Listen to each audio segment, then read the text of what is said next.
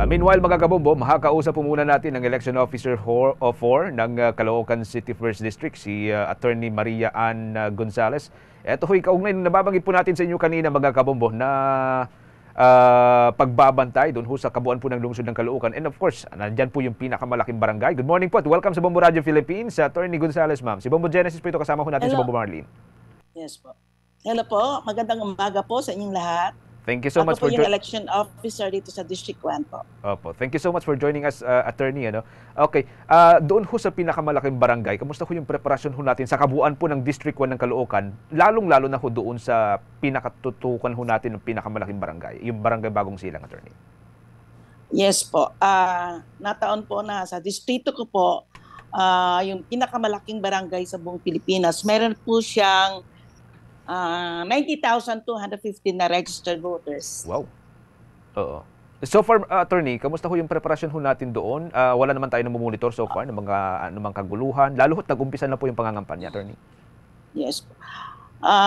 Medyo may additional po na preparations kasi sa sobrang laki, mga poll workers po ay sobra din po laki at mga 5 po ang voting centers po dyan sa barangay na yan. So may additional po kaming schedule para sa training ng mga na-assign po na mga poll workers po dyan sa Bagong Silang. Doon pa lamang po sa bilang ng populasyon, attorney, parang isang bayan na po yung Katumbas, ano? O isang syudad yung Katumbas. Po. So yes po. Apat po yung tumatakbong po dyan, punong barangay. So far sa mga nakalipasong taon naman, attorney, malinis naman po yung naitalang election ho dyan. I mean, walang kaguluhan na mga nangyari.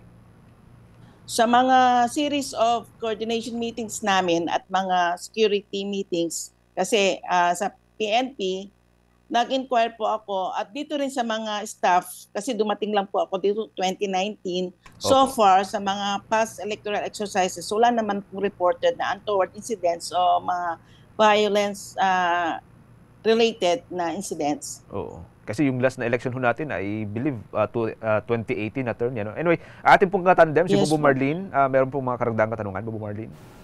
Attorney, on my part po, dun po sa mga nasuka po ninyong area dyan sa Caloocan, kamusta po so far yung monitoring naman natin dun sa mga pangangampanya ng mga kumakandidato nung nagsimula nga po ito nung nakaraang linggo mo, attorney? Yes po. Bago mag-start po ang campaign period, nag-schedule po kami ng candidates briefing at saka peace covenant.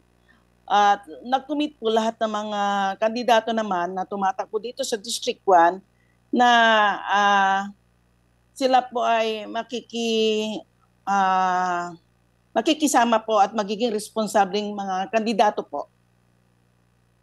Pero may mga barangay po ba tayong mga binabantayan dahil sa banta ng seguridad na mahigpit na, doon sa mahigpit na tunggalian ng mga kumakandidato? I understand kanina po sinabi ninyo na maging maayos, malinis yung mga nakalipas na eleksyon. Pero sa panahon po ngayon, may mga binabantayan po ba tayong mga lugar dahil nga doon sa mga mahigpit po na mga magkakalaban ng mga kandidato para sa darating na halalan po, attorney? So, sa buong distrito po, distrito ko po ay wala naman po kaming binabantayan for security reason. Nagbaklas naman po kami nung isang araw, nung October 20, sa mga nakuha lang po namin ay 24 pieces. So parang I consider it minimal. Nagiging maayos po ang pagtupad po nila at natatakot din po silang lumabag kasi alam naman po natin na every day ay may mga announcements po tayo.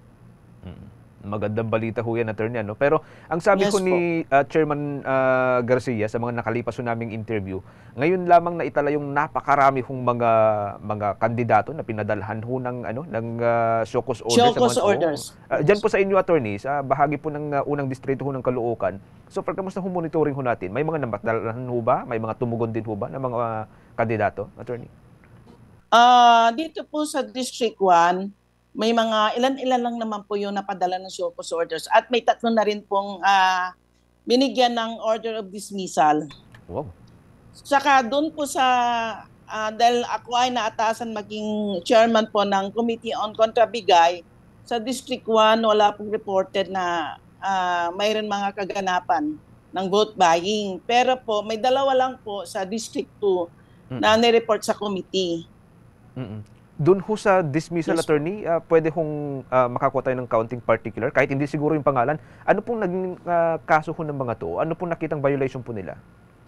Yung pong pagpo-post ng mga campaign materials sa mga hindi designated, before campaign period. So para maagang pangangampanya. Yes po. Okay. Sige. Attorney, maraming salamat. From time to time, muli ho kami makipag-ugnayan muli sa inyo dyan ho sa Okay. bahagi po ng Caloocan. Thank you so much, attorney. Ingat-ingat po kayo, attorney. No problem po. Good luck sa ating lahat.